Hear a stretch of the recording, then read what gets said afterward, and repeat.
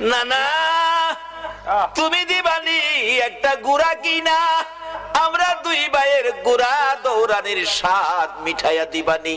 আবু বকর ডাকতেছেন, উমর তুমি কি দেখেছো? উমর বলেন, আমি মসজিদে নববীর বারিন্দার পাশে দাঁড়িয়েছিলাম, আমি দেখি আমার নবী নাতিদয়কে খুশি করার জন্য বারিন্দায় হামাগুড়ি দিলে গুড়ার মতো হইলে দুই ভাই নবীজির পিঠ মুবারকে চড়ে বসছে। আমার নবী গুড়ার মতো অভিনয় করে এদিকে যায় ওদিকে যায়, আবার ডাকতেছে, হাসাইন হুসাইন বলো তোমাদের গুড়া দৌড়াইবার স্বাদ মিটছিনি? আবু বকর, আমি উমর দেখেছি, মুস্কি মুস্কি হাসতেছিলাম এই ঘটনা দেখে। আমার নবী প্রশ্ন করে, এরে উমর হাসতেছো কেন? হুজুর হাসি কি ভাগ্য, হাসাইন হুসাইন কত দামি ঘোড়ার উপর সওয়ার হয়েছে। আমার নবী চোখের পানি ছেড়ে দিলেন, এরে ওমর শুধু দামি ঘোড়াটাই দেখলা তুমি, যারা ঘোড়ার পৃষ্ঠে বসেছে তারা কত দামি তুমি দেখলা না?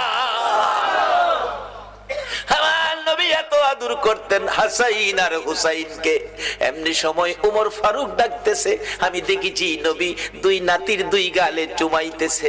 খুশি হইছো নি নাতি? তোমরা দুইজন ঘোড়া দৌড়ানোর স্বাদ মিটছেনি? ও আবু বকর, আমার মন কয় এই দুই নাতি হাসাইন হুসাইন যদি না না না না কইয়া ডাকে রে, আমার নবী সব ভুলে যাবে। না না না ডাকে জবাব দিয়ে মাথা উঠাবেন। মদিনায় চলে গেলেন, খবর পৌঁছে দিলেন আলীর কাছে, আলী রে পাওয়া গেছে রে নবী রে। নবী উম্মতের মায়ায় কান্দে, মাথা উঠায় না। কার মায়ায় কান্দে? কার মায়ায়? কিন্তু আমরা কি করলাম নবীর জন্য? আমরা কি করলাম?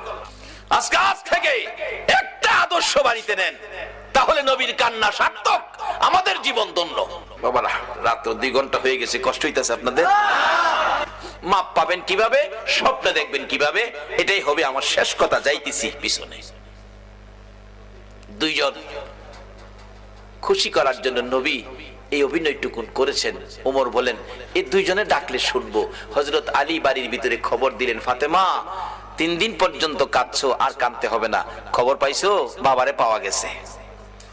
হাসাইন হুসাইন না গেলে আসবে না, উম্মতের জন্য নবী কাঁদতেছে। মা ফাতেমা 2টা সন্তান লইয়া গো বাবার মাতার পাশে হাজির। ফাতেমা 2টা হাত বাড়াইছে, মাবুদ গো আমার এতিম বাবা আর কত কাঁদবে উম্মতের জন্য। বাবা কাঁদতে হবে না, উম্মতের ব্যথায় 3 দিন পর্যন্ত কাঁদলা গো বাবা। আমি ফাতেমা রে, ও তুমি ভুইলা গেছো গো। সমস্ত পৃথিবীর মানুষ বলতে পারো